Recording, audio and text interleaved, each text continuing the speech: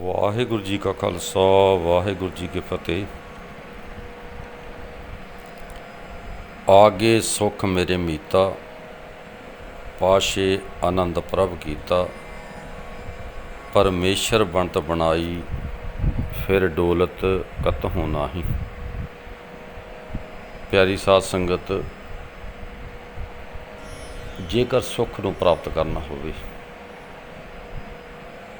ਤਾਂ ਫਿਰ ਅੱਗੇ ਨੂੰ ਜਾਣ ਦੀ ਲੋੜ ਹੈ। ਇਹ ਜੋ ਮਾਰਗ ਹੈ, ਇਸ 'ਤੇ ਚੱਲ ਕੇ ਸੁੱਖ ਦੀ ਪ੍ਰਾਪਤੀ ਹੁੰਦੀ ਹੈ। ਆਨੰਦ ਆਨੰਦ ਸਭ ਕੋ ਕਹੇ, ਆਨੰਦ ਗੁਰੂ ਤੇ ਜਾਣਿਆ। ਆਗੇ ਸੁਖ ਮੇਰੇ ਮੀਤਾ, ਪਾਸ਼ੇ ਆਨੰਦ ਪ੍ਰਭ ਕੀਤਾ। ਸੁੱਖ ਜੋ ਸਦੀਵੀ ਸੁੱਖ ਹੈ ਤੇ ਪਿੱਛੋਂ ਮਹਾ ਆਨੰਦ ਦੀ ਪ੍ਰਾਪਤੀ ਹੋਈ। ਜਦੋਂ ਉਸ ਮੰਜ਼ਿਲ ਦੇ ਉੱਤੇ ਚੱਲਦੇ ਹਾਂ ਤਾਂ ਰਸਤੇ ਦੇ ਵਿੱਚ ਰੁਕਾਵਟਾਂ, ਛੋਟੀਆਂ ਵੱਡੀਆਂ, ਉਤਰਾਈਆਂ ਚੜ੍ਹਾਈਆਂ ਆਉਂਦੀਆਂ ਹਨ। ਐ ਮੁਸਾਫਰ ਤੂੰ ਚੱਲਿਆ ਜਾ, ਆਪਣੀ ਮੰਜ਼ਿਲ ਤੱਕ ਰੁਕ ਨਾ। ਉਹ ਮੰਜ਼ਿਲ ਜਦ ਤੂੰ ਚੱਲਿਆ ਰਹੇਗਾ ਤਾਂ ਤੇਰੇ ਕਦਮ ਚੁੰਮੇਗੀ। ਜਦੋਂ ਤੂੰ ਰੁਕ ਜਾਵੇਂਗਾ ਤਾਂ ਫਿਰ ਉਹ ਮੰਜ਼ਿਲ ਤੇ ਤੋਂ ਦੂਰ ਹੋ ਜਾਵੇਗੀ। ਐ ਮੁਸਾਫਰ,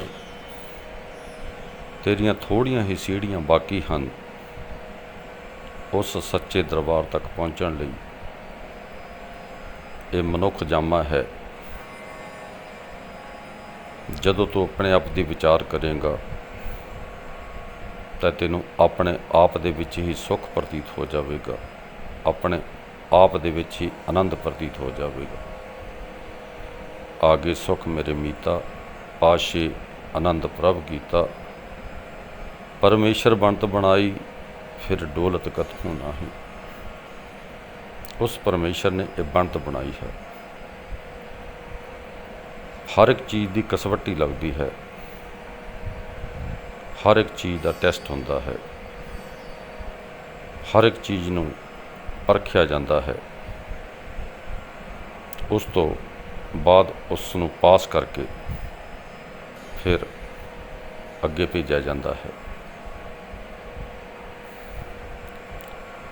ਕਬੀਰ ਕਸੌਟੀ ਰਾਮ ਕੀ, ਝੂਠਾ ਟਿਕੇ ਨਾ ਕੋਏ। ਰਾਮ ਕਸੌਟੀ ਸੋ ਸਹੀ, ਜੋ ਮਰਜ਼ੀ ਵਾ ਹੋਏ। ਭਗਤ ਕਬੀਰ ਜੀ ਆਖਦੇ ਹਨ ਕਿ ਇਹ ਕਸਵੱਟੀ ਹੈ, ਇਹ ਰਾਮ ਦੀ ਕਸਵੱਟੀ ਹੈ। ਇੱਥੇ ਝੂਠਿਆਂ ਦਾ ਕੋਈ ਕੰਮ ਨਹੀਂ।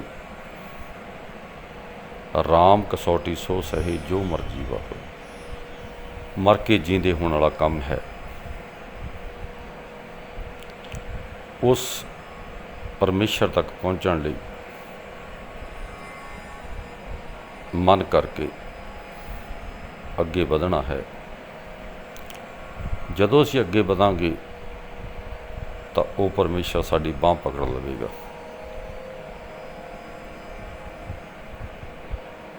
ਜਦੋਂ ਇੱਕ ਕਦਮ ਚੱਲਦੇ ਹਾਂ ਤਾਂ ਪਰਮੇਸ਼ਰ 100 ਕਦਮ ਸਾਨੂੰ ਲੈਣ ਲਈ ਅੱਗੇ ਆਉਂਦਾ ਹੈ ਅਤੇ ਅੱਗੇ ਆ ਕੇ ਸਾਨੂੰ ਪਕੜ ਕੇ ਆਪਣੀ ਗੋਦ ਦਾ ਆਨੰਦ ਦਿੰਦਾ ਹੈ। ਪਰ ਇਹੀ ਹੈ ਕਿ ਇੱਕ ਕਦਮ ਉਸ ਵੱਲ ਚੱਲੀਏ। ਇਹ ਜੋ ਸੰਸਾਰ ਦੀਆਂ ਰੁਕਾਵਟਾਂ ਹਨ, ਜਿਸ ਤਰ੍ਹਾਂ ਇੱਕ ਪ੍ਰਮਾਣ ਹੈ, ਇੱਕ ਕਸ਼ਤੀ ਦੇ ਵਿੱਚ ਕੁਝ ਮੁਸਾਫਰ ਸਫ਼ਰ ਕਰ ਰਹੇ ਸਨ। ਇੱਕ ਟਾਪੂ ਆਇਆ, ਉੱਥੇ ਉਹ ਕਸ਼ਤੀ ਰੁਕੀ ਤਾਂ ਟਾਪੂ ਕਿਸ ਤਰ੍ਹਾਂ ਦਾ ਸੀ, ਦੂਰੋਂ ਦੇਖਣ ਨੂੰ ਬੜਾ ਚਮਕੀਲਾ ਲੱਗਦਾ ਸੀ। ਹਰ ਇੱਕ ਪੱਥਰ ਇਸ ਤਰ੍ਹਾਂ ਲੱਗਦਾ ਸੀ ਜਿਸ ਤਰ੍ਹਾਂ ਹੀਰਾ ਹੋਵੇ, ਜਵਾਹਰਾਤ ਹੋਵੇ। ਕੁਛ ਮੁਸਾਫਰਾਂ ਨੇ ਲਾਲਚ ਕੀਤਾ, ਉੱਥੋਂ ਉਹਨਾਂ ਪੱਥਰਾਂ ਨੂੰ ਇਕੱਠੇ ਕਰਕੇ ਆਪਣੇ ਝੋਲਿਆਂ ਦੇ ਵਿੱਚ ਪਾ ਲਿਆ ਅਤੇ ਕਸ਼ਤੀ ਦੇ ਵਿੱਚ ਮੁੜ ਕੇ ਸਵਾਰ ਹੋ ਗਏ। ਮਨ ਦੇ ਵਿੱਚ ਖੁਸ਼ੀ ਹੈ ਕਿ ਹੀਰੇ ਸਾਨੂੰ ਮਿਲ ਗਏ ਹਨ। ਜਦੋਂ ਘਰ ਆ ਕੇ ਖੋਲ੍ਹ ਕੇ ਦੇਖਿਆ ਤਾਂ ਉਹ ਹੀਰੇ ਨਹੀਂ ਸਨ, ਪੱਥਰ ਸਨ, ਕਿਉਂਕਿ ਉੱਥੇ ਹੀ ਉਹਨਾਂ ਦੀ ਚਮਕ ਸੂਰਜ ਦੀ ਰੋਸ਼ਨੀ ਕਰਕੇ ਬਣੀ ਹੋਈ ਸੀ। ਅਸਲ ਵਿੱਚ ਉਹ ਪੱਥਰ ਸਨ, ਹੀਰੇ ਨਹੀਂ ਸਨ। ਉੱਥੇ ਦਾ ਜੋ ਮਾਹੌਲ ਸੀ ਉਹ ਚਮਕੀਲਾ ਮਾਹੌਲ ਸੀ। ਇਸੇ ਤਰ੍ਹਾਂ ਇਹ ਦੁਨੀਆ ਦਾ ਚਮਕੀਲਾ ਮਾਹੌਲ ਹੈ। ਜਿਹੜਾ ਇੱਥੋਂ ਪੰਡਾ ਬੰਨ੍ਹਣ ਦੀ ਕੋਸ਼ਿਸ਼ ਕਰਦਾ ਹੈ, ਆਖਰ ਦੇ ਵਿੱਚ ਪਛਤਾਉਂਦਾ ਹੈ। ਮਿੱਟੀ ਅਤੇ ਪੱਥਰ ਤੋਂ ਸਿਵਾ ਉਸ ਨੂੰ ਕੁਛ ਪ੍ਰਾਪਤ ਨਹੀਂ ਹੁੰਦਾ। ਜੋ ਪਰਮੇਸ਼ਰ ਦਾ ਨਾਮ ਹੈ ਉਹ ਹੀਰਾ ਹੈ। ਜੇਕਰ ਉਸ ਨੂੰ ਅਸੀਂ ਆਪਣੇ ਪੱਲੇ ਬੰਨਾਂਗੇ ਤਾਂ ਉਹ ਸਾਨੂੰ ਕੰਮ ਦੇਵੇਗਾ। ਹਰਸੋਂ ਹੀਰਾ ਛੱਡ ਕੇ ਕਰੇ ਆਣ ਕੀ ਆਸ। ਜੇਕਰ ਹੋਰ ਕਿਸੇ ਚੀਜ਼ ਦੀ ਅਸੀਂ ਆਸ ਕਰਦੇ ਹਾਂ ਤਾਂ ਫਿਰ ਪਛਤਾਵਾ ਹੁੰਦਾ ਹੈ। ਪਰਮੇਸ਼ਰ ਦੇ ਨਾਮ ਦਾ ਵਪਾਰ ਕਰੀਏ। ਹਰ ਕੇ ਨਾਮ ਕੇ ਵਪਾਰੀ, ਹੀਰਾ ਹਾਥ ਚੜ੍ਹਿਆ ਨਿਰਮੋਲਕ, ਚੂਕ ਗਈ ਸੰਸਾਰੀ। ਜਦੋਂ ਹਰ ਰੂਪੀ ਹੀਰਾ ਸਾਡੇ ਹੱਥ ਲੱਗ ਜਾਵੇਗਾ ਤਾਂ ਸਾਨੂੰ ਅਸਲ ਤੱਤ ਦੀ ਪ੍ਰਾਪਤੀ ਹੋ ਜਾਵੇਗੀ। ਐ ਮੁਸਾਫਰ, ਤੂੰ ਆਪਣੀ ਮੰਜ਼ਿਲ ਦੇ ਵੱਲ ਧਿਆਨ ਕਰ। ਇਸ ਸੰਸਾਰ ਦੇ ਵਿੱਚ ਜੋ ਚਮਕੀਲੇ ਪਦਾਰਥ ਹਨ ਉਹਨਾਂ ਨੂੰ ਇਕੱਤਰਿਤ ਨਾ ਕਰ। ਇਹ ਭਰਮ ਹੈ, ਭੁਲੇਖਾ ਹੈ।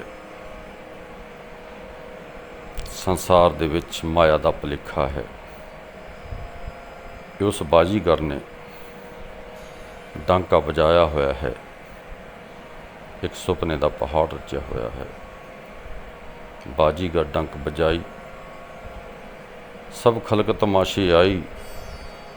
ਬਾਜੀਗਰ ਸਵਾਂਗ ਕੇਲਾ, ਆਪਣੇ ਰੰਗ ਰਵੇ ਅਕੇਲਾ। ਇਹ ਬਾਜੀਗਰ ਦੀ ਬਾਜੀ ਹੈ। ਜਿਹੜਾ ਇਸ ਵਿੱਚ ਉਲਝ ਜਾਂਦਾ ਹੈ ਉਹ ਘੁੰਮਣ ਘੇਰੀ ਦੇ ਵਿੱਚ ਪੈ ਜਾਂਦਾ ਹੈ ਅਤੇ ਫਿਰ ਜਿਸ ਤਰ੍ਹਾਂ ਕੋਹਲੂ ਦਾ ਬੌਲਦ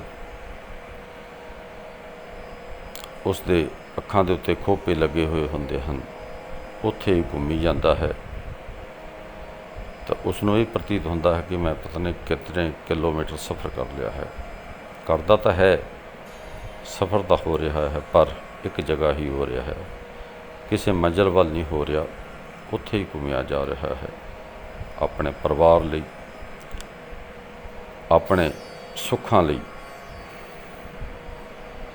ਆਪਣੇ ਰਿਸ਼ਤਿਆਂ ਨੂੰ ਖੁਸ਼ ਕਰਨ ਲਈ ਅਸੀਂ ਸਵੇਰ ਤੋਂ ਸ਼ਾਮ ਤੱਕ ਜੁਟਦੇ ਹਾਂ, ਥੱਕ ਟੁੱਟ ਕੇ ਰਾਤ ਨੂੰ ਆ ਜਾਂਦੇ ਹਾਂ। ਜਦੋਂ ਸਾਰੀ ਜ਼ਿੰਦਗੀ ਬੀਤ ਜਾਂਦੀ ਹੈ ਅਤੇ ਅਸਲ ਤੱਤ ਦਾ ਪਤਾ ਲੱਗਦਾ ਹੈ ਕਿ ਕੋਈ ਕਿਸੇ ਦਾ ਨਹੀਂ ਹੈ, ਸਿਰਫ ਮਨ ਦੇ ਪਰਚਾਵੇ ਹਨ। ਕਬੀਰ ਹਮਰਾ ਕੋ ਨਹੀਂ, ਹਮ ਕਾਹੋਂ ਕੇ ਨਹੀਂ। ਕਿਸੇ ਦਾ ਕੋਈ ਨਹੀਂ ਹੈ, ਇੱਕ ਪਰਮੇਸ਼ਰ ਹੀ ਆਪਣਾ ਮਨ ਹੈ।